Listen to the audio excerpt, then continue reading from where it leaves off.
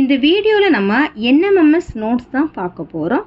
அதுலேயும் மேக்ஸில் மெய்யெண்களின் தொகுப்பு அந்த சாப்டரில் கொஞ்சம் நம்ம நோட்ஸ் பார்க்கலாம். இயலெண்கள், இயலெண்கள்னால் எண்ணக்கூடிய எண்களை இயலெண்கள்னு சொல்கிறோம். இப்போது அதனுடைய எப்படி நம்ம அதை குறிப்போம்னா கேபிட்டல் என்னன்னு குறிக்கலாம். அது இயலெண்கள் எதுலேருந்து தொடங்கும்? ஒன்றுலேருந்து தொடங்கும். இப்போ 1 2 3 அப்படின்னு போயிட்டே இருக்கும். சரி, அடுத்தது முழு எண்கள்ங்கும்போது இயலெண்களுடன் 0வை சேர்த்தால் அது எப்படி மாறிடும்?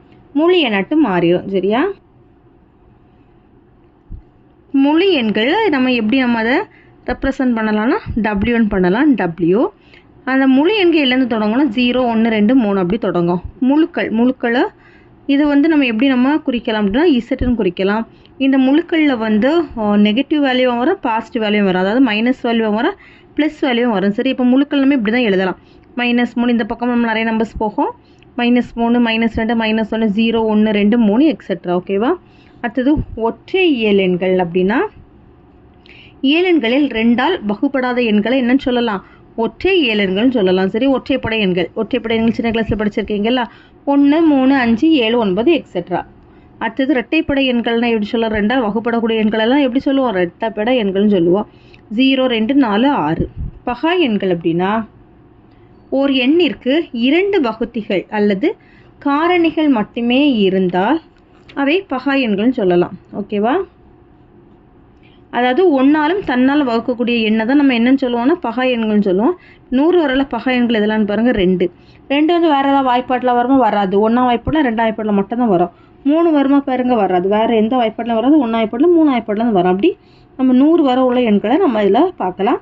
2 3 5 7 11 13 17 19 23 29 31 39 41 43 47 53 59 61 67 71 73 79 83 89 97. சரி, அடுத்தது சார்பகா எண்கள் அப்படின்னா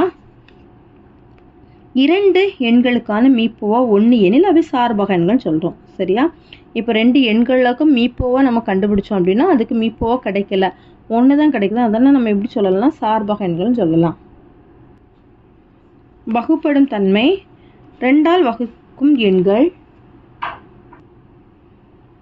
1ஆம் இலக்கத்தில் உள்ள எண்கள் 0 2 4 6 8 எனில் அவை 2ஆல் வகுப்படும். சரி, இப்போ நம்ம 2ஆல் வகுப்படக்கூடிய எண்ணை நம்ம எப்படி கண்டுபிடிக்கலாம்னா 1ஆம் இலக்க எண்ணில் 0 இருக்கலாம், 2 இருக்கலாம், 4 இருக்கலாம், 6 இருக்கலாம், 8 இருக்கலாம். இப்படி இந்த எண்கள் இரட்டைப்படை எண்கள்லாம் வந்துச்சுன்னா அது எந்த வாய்ப்பாடில் வகுப்படும் அப்படின்னா 2ஆம் வாய்ப்பாடில் வகுப்படும். அடுத்து 3ஆம் நம்பரில் வகுப்படக்கூடிய நம்பரை எப்படி நம்ம கண்டுபிடிக்கலாம் அப்படின்னா ஓர் எண்ணின் இலக்கங்களின் கூடுதல் 3ஆல் வகுப்படும் எண்ணில் அந்த எண் 3ஆல் வகுப்படும்.